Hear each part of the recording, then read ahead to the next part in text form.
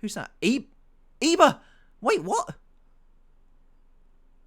Komamura gets a new scene! Alright, it's been a week, a long week, but Bleach is finally back, this time with episode 22 of the 1000-Year Blood War arc, Marching Out the Zombies. It is absolutely boiling here in the UK today, so we're just going to try and get through this as comfortably as possible. Now, depending on how closely this episode sticks to the source material, this could be a bit of a weird one. To be honest, I'm anticipating some changes along the way. But at the same time, you'll know, if you watched the last video I released literally a couple of days ago, that I do actually quite like the Mayuri versus Giselle fight, as far as fights go. And that promises to be the main event this week. So I'm curious to see how they choose to adapt it. There's potentially going to be a whole host of things to cover this week, including all of the events surrounding Uryu and Yhwach's ascent to the Royal Palace, the big Shinigami and Quincy skirmish that was brewing last time. I'm not anticipating too much there in the way of new content, unfortunately. And especially if they try and cram the entire Mayuri versus Giselle battle into this one episode, there's going to be loads going on. So, let's not waste any more time and dive right into the live reaction. As always, I'll be watching this episode from the perspective of someone who has read the whole of the 1000-Year Blood War arc, so expect potential spoilers for the entire arc and the source material as we experience the episode together. Make sure to hit subscribe for more Bleach videos like this every week, and if you enjoyed it when you finished, give it a thumbs up as well. It all really helps. But now, without further ado, it's time for Bleach the 1000-Year Blood War episode 22, Marching Out the Zombies. Oh, they're doing that thing where they reuse a scene from last week. In this instance, it does kind of make sense since there was a break last week, so it's kind of like a nice way of getting you caught up to speed, I suppose. If somehow you haven't watched every episode like a couple of times at this point and you need reminding of what happened. So yeah, okay, so now it's new stuff. And that shockwave really feels very powerful. They've done that really well. Better than in the source material, I think, where it wasn't really clear. Oh, that's new. Hisagi was going up against Lil Toto and Meninas. Interesting. Don't think he would have stood a chance against that, but... Okay, so they're showing... I like this. Getting some of the kind of aftermath, some of the effects of the shockwave. Oh, Kyoraku's wondering why the Zero Division are just letting them go. This is what I said a couple of weeks ago. But clearly Ichigo has some sinister plan. He actually wants Yhwach to make it to the Royal Palace after all. Interesting. I liked getting to see the actual effects of the shockwave felt the entire way across the battlefield. That was really good. Oh, they've changed this scene. Chad's not picking up Ichigo and launching him into a building. So again, they've kind of gotten rid of the comedic element. At the same time, though, I don't mind the three of them having a slightly more serious conversation about Uryu's supposed betrayal, actually sitting down and having a talk about it, like adults. They definitely come across as more mature just because of that change. Oh, this is where Ichigo's trailer line comes from. If this is a battle between Soul Reapers and Quincy's, then that means Ishida and I... Oh, that would make me and Ishida. Oh, okay. So is he just saying that would make me and Ishida enemies? Actually, you know what? I like this change. This is a better conversation. It's just that little bit more serious, and it's the weight I think it needs. Also, by the way, the art so far looks pretty good this week. It feels like a marked step up from last week. I like how this episode looks so far. Also, this is all new dialogue about Ishida, which, again, I think is really good. The soundtrack's really nice as well, very nostalgic, and it fits really, really well. I've seen Ichigo looks so good there. That is almost like picture perfect accurate. I love how he has that slight roguishness, that slight cheekiness. Even though he is a lot more mature, he still has that. I just love the way he looked there. That roguish element to his face, where he's like, I'm still gonna smack Ishida upside the head for what he's done to us anyway. That's really good. This has been very good so far. I've got a good feeling about this episode. They aren't... I mean, there was no way they were going to be able to, but it is funny that Ichigo is still going straight back up to the Royal Palace after having only just come down. It's, in a way, even worse in the anime because he only just returned last episode. But, I mean, thinking about the source material, he's probably not going to go up for 2-3 episodes, something like that. I'm really looking forward to all of this, but I can't deny I'm so excited to see how they tackle the Royal Palace invasion. That's, like, probably the thing I am most looking forward to right now. I can't wait to see. I'm just very both excited and apprehensive. I really hope they extend that fight. Senbon Sakura. They're showing us the Byakuya fight. They're showing the start of the Byakuya fight, maybe? I like that everyone is realising the Quincy's were after the Royal Palace. What are they up to? What do you think they're up to? No. Oh, here we go. Oh my god. Robert Shrift. I like that Candice still has the burn a finger injury. Here he is! He's not saying anything. He's not saying anything! Even if this fight doesn't get extended, I actually appreciate them at least setting it up. That's new. Who's that? Iba! Wait, what? Komamura gets a new scene! It was tiny, but I very much appreciate them not just completely forgetting about him. The fact that he says we're not letting you get away, that's very intriguing, because that kind of implies to me that they're going to go up to the Royal Palace, even though we know they don't. If they have big changes planned for Komamura, I will be all over that. Basby, please get a better Volston dish. I'm asking for a lot, and there really aren't many episodes left. I'd love to see the Byakuya fight get an extension. I'd love to see the Renji Rukia fight get an extension. But at least they've included the Mohawk scene. That's not lovely character moment. Always was very good. And he's complimenting his eyebrows. Yeah, this is really good stuff. I'm glad that this stayed in, because they have been kind of removing comedic elements here and there, but this was a very good moment, to be fair. Just one of those things that makes me wish this fight was extended. Interesting as well that he's using Burner Finger 4. That looks amazing. Again, the art has been very good so far. But we didn't see Burner Finger 3 because they cut his scene with Shinji. I've just realised as well they've completely... Interesting. They've completely cut out everything to do with the Royal Palace so far, because we're already supposed to have seen Yhwach, Uryu, and Hashwolf crashing onto the walkway and then being confronted by Tenjiro. Him activating Shikai, so presumably that hasn't been cut and they're going to bulk all of those scenes together next week or the week after, more likely. Probably the week after, more likely. See, that is exciting because... Oh, hold on.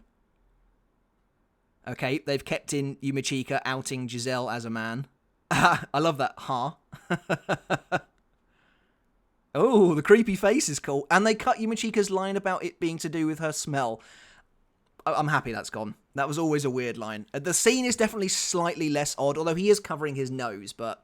Yeah, so they have... Okay, so all the Royal Palace stuff is going to be together, which I'm very excited about. That is actually really good. There are still some potentially interesting scenes to come from this episode, though, like, obviously, Orihime's clothes, Yoruichi's arrival, all that sort of thing. And really everything to do with Giselle and Bambietta. There's so much going on, I feel like. I completely skipped over the fact that Zombietta has arrived, but I'm kind of surprised the inside of the cannon is bright orange. So Yoruichi should be arriving any minute now, I think.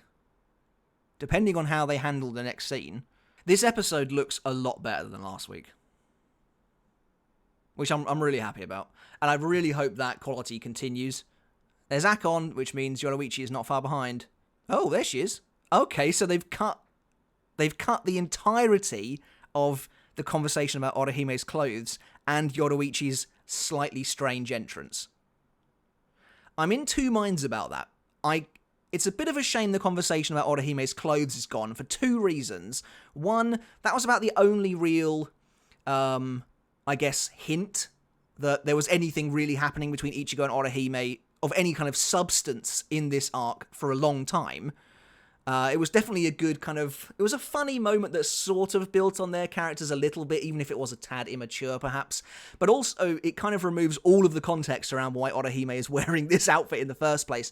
So that's a little bit of a shame. On the plus side, I'm glad they changed Yoruichi's entrance, because that was always just odd. And on the plus side, it's just really awesome to see her again. And there's so much going on. The Vizards had a new scene there, talking about actually finally giving us the explanation regarding the rifts in the world. That's kind of what you get for cutting out that subplot to begin with. You now have to cram it in here. But, I mean, it's fine. Also, earlier, when Akon was talking about someone has arrived, and Kisuke says, inform her to move on to the next stage, Yoruichi arrived immediately afterwards. So was he not talking about Yoruichi? Was he talking about Hiyori? Okay, so, I mean, on the whole, again, what has happened here is that the vast majority of comedic scenes have been removed. How you feel about that, I mean, your mileage will vary. It's going to depend entirely on how you feel about that. For me, on the whole, I think I'm okay with it. Most of those changes are fine. I do just think they could have maybe kept in some variation of the Ichigo Chad Orihime scene, but other than that, I think I'm mostly okay with all this so far. Which means, I mean, presumably the rest of this episode will just be Mayuri versus Giselle. I'd be amazed if they fit it all in. It's nice seeing Ikkaku and Yumichika actually do something. Oh, this music's cool. Yeah, that was cool. That was awesome. Ikkaku just going straight for the kill. This is great. This choreography is really awesome. And it was great in the original chapters as well. So, also, Giselle has just a fantastic voice. And they've all got their burner finger injuries. That's a nice little detail, actually. Ikkaku and Yumichika are already down. I love Giselle's kind of like hopping everywhere. That's very in character. Very sinister, but like with this weird childlike energy. Okay, they left this scene in. But they've changed Yumichika's response, or they've cut it down at least. I think this has been handled better in general. They've kept that Giselle is, you know, a bit of a deviant, clearly up to no good at all. But I just think they've handled it in a better way. But that's just me. To be fair, back when I read the original chapter, every chapter, including Giselle, basically, I remember thinking, like, where has this come from? So, to be honest, I don't mind them toning it down. I love how marching out the zombies looks. That is chapter accurate. It looks really good. Mayuri's glowing sunsuit is one of those things that benefits a lot from being in the anime.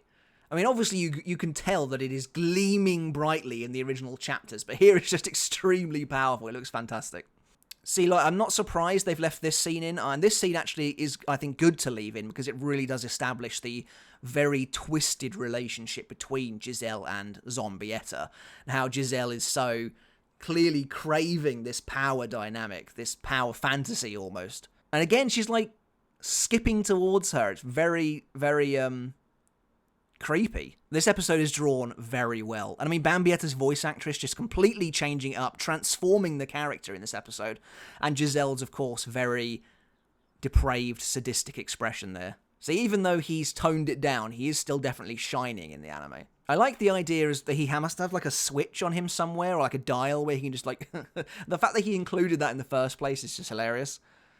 Okay, so Bambietta does have her holy form again, which is cool. You know what? I think this is actually pretty good so far.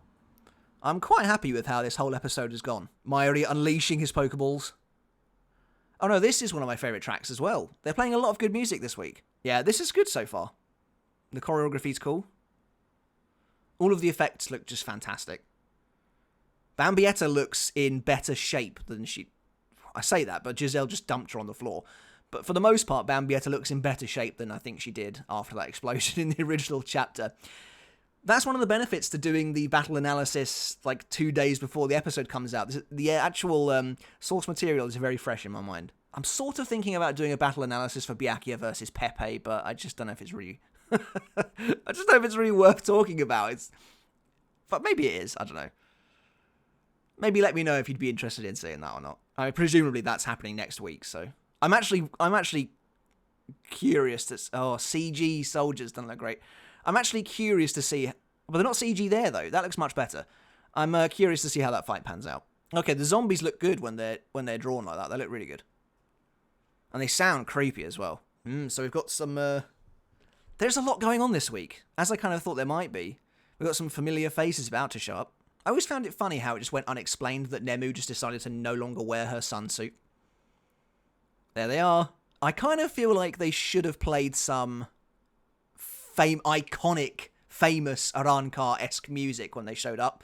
Something like Nube Negro or something like that. One of the very recognisably Arrancar soundtracks would have been great to play here, but Charlotte Coolhorn... It's been so long since I've heard these characters in the anime. I'm assuming it's still the same people. That sounds like him. What a blast from the past. Like, I mean, at least Charlotte's slightly more recent than Dordoni and the others. I mean, Dordoni hasn't been in the series for so long. It's like I said in my battle analysis, I'm not, like, crazy about any of these characters, but it is undeniably cool to see them. Yeah, Luffy's very different. I like this. The stitching looks cool, though. It does look good on all of them. Even though, I mean, I assume the stitching comes from experiments that Mayuri did on these characters, because I don't remember them ever being injured in that way.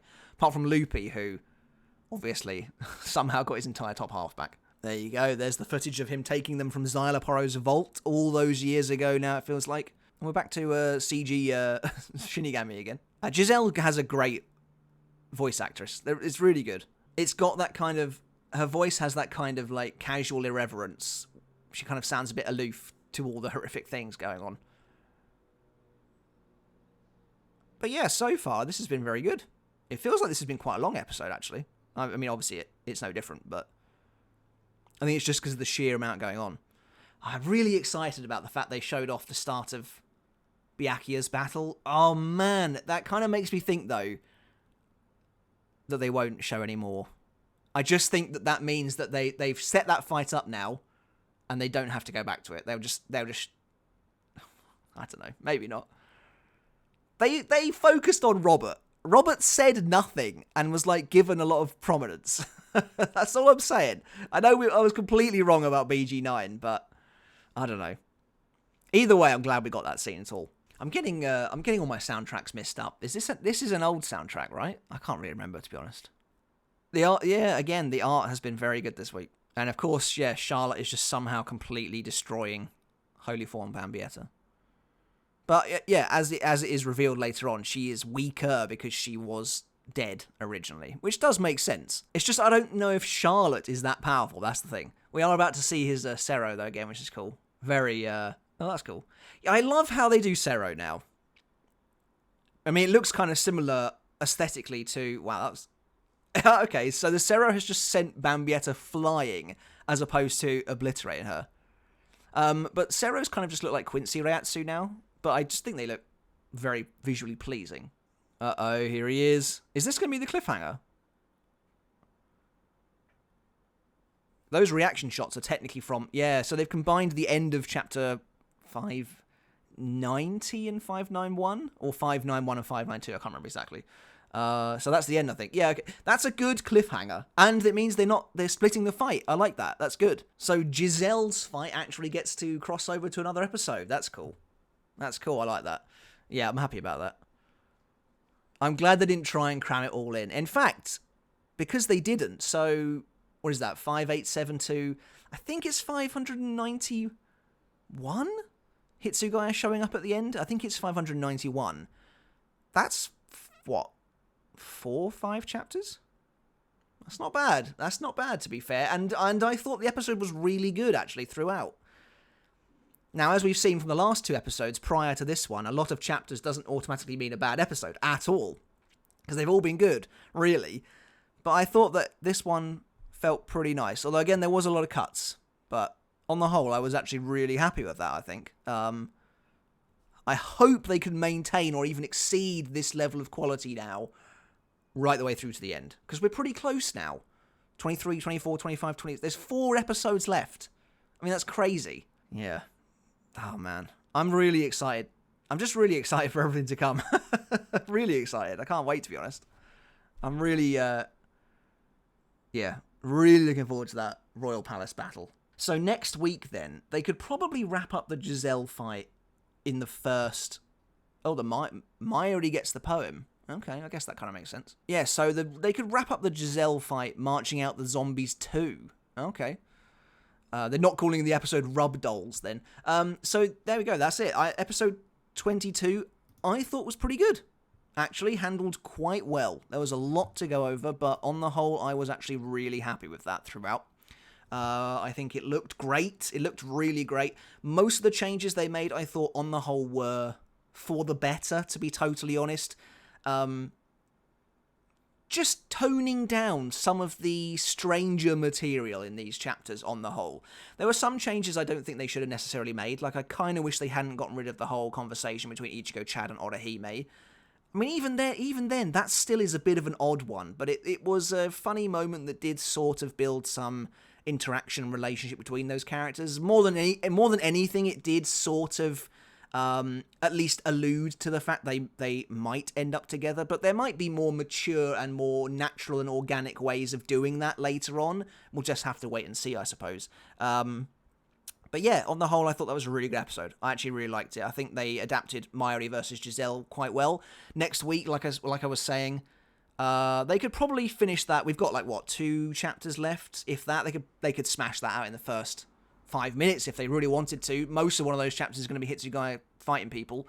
Yeah, which means a decent chunk of time for Byakuya versus Pepe and any other fights they want to expand upon. That would be awesome. Also, Komamura getting a scene this week. With everything that's going on, I forgot about that.